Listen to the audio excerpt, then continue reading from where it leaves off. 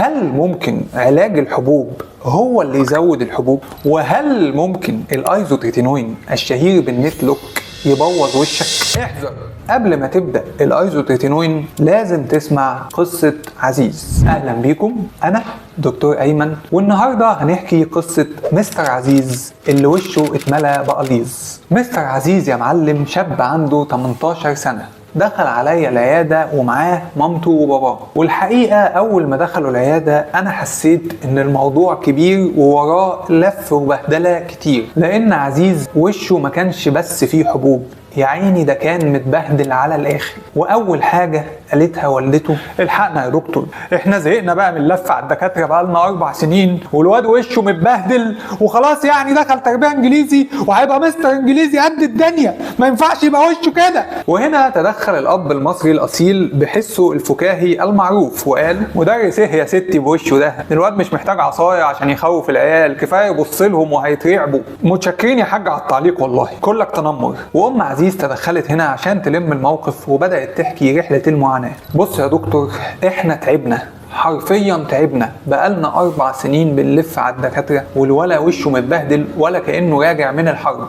كل يوم نروح لدكتور شكل، اللي يديله غسول واللي يديله كريمات واللي يديله مضاد حيوي، واحنا بنمشي على العلاج بالملي. الواد يتحسن اسبوعين بس وتقوم الحبوب راجعه عامله حفله في وشه تاني. لحد ما في يوم مفترج عزيز كان قاعد في اوضته بيقلب في اليوتيوب ومكتئب، لقى سلسله حضرتك عن حب الشباب وقعد يقول لي: يا امي الراجل ده فهمني كانه بيشرح حالتي بالظبط. وانا بصراحه يعني يا دكتور ما تزعلش مني، ما صدقتش اليوتيوب فقلت اتاكد بنفسي، رحت سأله شات جي بي تي عنك، قال لي ان دكتور ايمن عادل ده احسن دكتور جلديه في مصر والوطن العربي. ده كلام شات جي بي تي طبعا، انتوا عارفين ان انا متواضع، بس بقى يا ابو الدكاتير والله شفت كلام شات جي بي تي ده بقى اطمنت، قلت لازم نروح لك بنفسنا. فجبت الواد وابوه وجينا. كل ده حصل وعزيز قاعد قدامي ساكت تماما، فبصيت له وقلت له: تعالى كده يا عزيز وريني وشك وخليني اشوف ايه اللي مزعلك. والحقيقه لما فحصته لقيت حاجات كتير جدا: حبوب تحت الجلد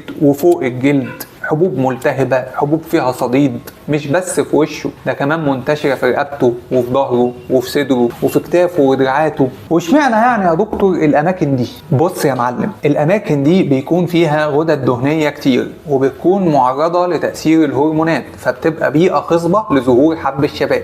فهمت كده؟ أيوة تمام، فهمت. كمل يا دكتور كمل. والحبوب عند عزيز ما كانتش بس منتشرة في أماكن كتير، دي كمان كانت أشكال كتير زي ما فهمتك، ودي حاجة بنسميها علميا بوليمورفيك ليجنز، يعني عنده ميكس كده من كل انواع الحبوب: البلاك كوميدونز اللي هي الرؤوس السوداء، والوايت كوميدونز اللي هي الرؤوس البيضاء، والبابيولز اللي هي الحبوب الملتهبة، والباستيولز اللي هي الحبوب اللي معبية صديد. ومش بس كده، بوشكاش محفوظ بيضحي النهارده، ولقينا عند عزيز كمان كلاكيع وتكيسات اللي هي نوديولز وسيستس. فبصيت له وقلت له: بص يا عزيز، اللي عندك ده جريد 4 نوديولوسيستيك اكني.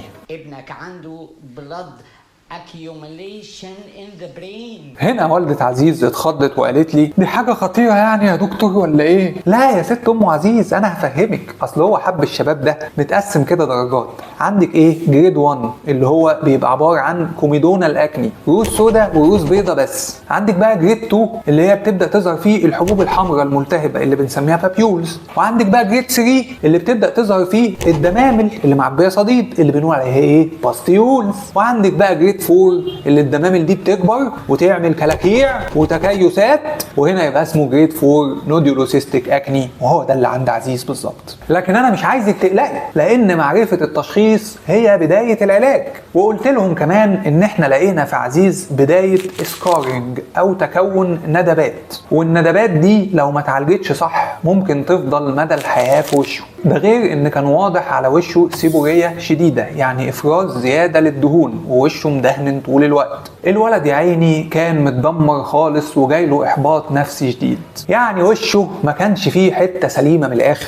اضربك فين؟ مفيش في وشك مكان. كل اللي شفته ده للأسف بالإضافة للتاريخ المرضي في معاناة ال4 سنين اللي حكولي عليها خلاني أعرف إن حالة عزيز مش مشكلة جلدية بس، دي مشكلة نفسية كمان. وده اللي يخلينا نصنفه بكل ثقة إن هو سيفير أكني أو حب شباب شديد. فقلت له بمنتهى الجدية: يا عزيز انا عايزك ما تقلقش، احنا مش هنا عشان نعالج وشك بس، احنا عايزين نحمي مستقبلك، وهنبدأ سوا رحلة علاج حقيقية فيها التزام ونتيجة بإذن الله. بس في الأول يا أم عزيز لازم نتفق على حاجة، حالة الولد مش هينفع تتعالج بمجرد كريمات وسيرامات، احنا محتاجين علاج من جوه الجسم، حاجة تقفل حنفية الدهون اللي مفتوحة في وشه واللي مسببة الحبوب دي، وطبعا مفيش غير الايزوتريتينوين هو اللي بيعمل كده. بس قبل ما نبدأ فيه لازم اوضح لكم حاجات مهمة جدا. الايزوتريتينوين علاج قوي جدا وبيشتغل وبيجيب نتائج ممتازة، بس لازم نستخدمه تحت اشراف طبيب، لانه له اعراض جانبية معروفة وممكن تحصل لاي حد وده طبيعي. يعني ما ينفعش تاخديه لوحدك من غير اشراف دكتور، خصوصا لو كنت حامل او ناوية تحملي او على وش جواز، لانه ممكن يسبب تشوهات في الجنين. اللهم بلغت اللهم فاشهد. السبتون.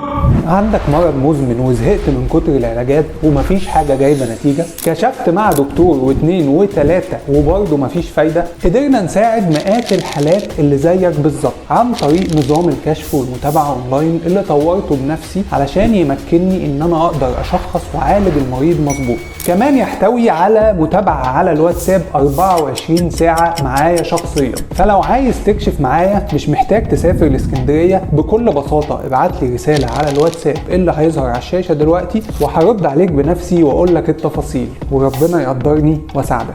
المهم كتبت لهم الايزوتريتينوين وكتبت لهم كمان كريم مرطب كويس وواقي شمس مناسب عشان يستمر عليه. بجانب كده لازم بناخد مرطب للشفايف، لان من ضمن الاعراض اللي معروفه ان هو بيعمل جفاف في الشفايف. وكمان اخدنا قطره للعين لان بعض الحالات ممكن يحصل لها جفاف في العين، اي نعم نسبه بسيطه ولكن الوقايه خير من العلاج. وعلى العموم يعني لو لسه ما شفتش الفيديو اللي انا عملته عن الايزوتريتينوين واتكلمت عن كل مشاكله بالتفصيل اتفرج عليه من هنا اهو. وبعد ما كتبت لهم العلاج فهمتهم ان لو في اي حاجه غريبه حصلت يجوا لي فورا. ويا دوب يا معلم فات اسبوع ولقيت لك ام عزيز داخله عليا وبتصرخ: الحقني يا دكتور، الواد عزيز وشه بقى مليان بقاليز. مليان ايه؟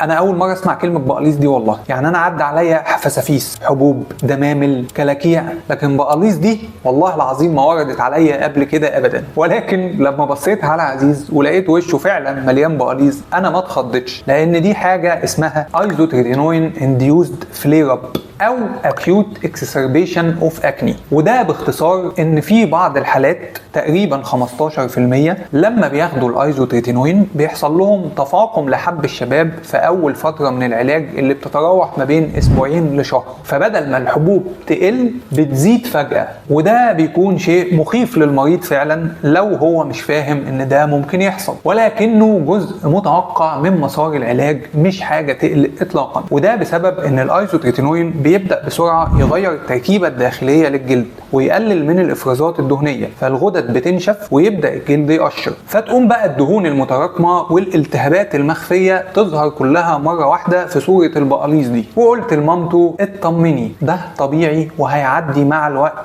بس نستمر على العلاج. وبعد 3 شهور بالظبط رجع لي عزيز ووشه رايق ولا كأنه كان بيصور في السيما، وكمان جسمه ما بقاش فيه ولا حباية، حتى نفسيته بقت احسن بكتير جدا بعد ما اتحسن. بس لقيته بيقول لي: دكتور مش هنوقف العلاج بقى، انا زهقت من البرشام ومن الكريمات، وبعدين انا بقيت كويس وزي الفل الحمد لله. قربت منه ومسكت خده اللي بقى ناعم زي الاطفال بعد ما كان مليان بقاليز، وقلت له: لو وقفنا دلوقتي يا عزيز البقاليز ممكن ترجع تاني، خلي بالك، لازم نكمل الجرعه التراكميه. الحقيقه ان عزيز هنا بص لي وتنح شويتين، فقلت لازم افهمه بقى بسرعه يعني عشان ايه ما يدوخش مني. اصل الايزوتريتينوين يا معلم مش علاج وقتي، في حاجه اسمها الجرعه التراكميه او الكيوميليتيف دوز، لازم نوصل لها علشان ناخد احسن نتيجه مستدامه، ودي بتتحسب على حسب شده الحاله ووزن المريض وبعض العوامل الاخرى، وعاده بنقسمها على مده بتتراوح من 5 ل 8 شهور. طب ليه يا ابو الدكاتير ما انا بقيت كويس؟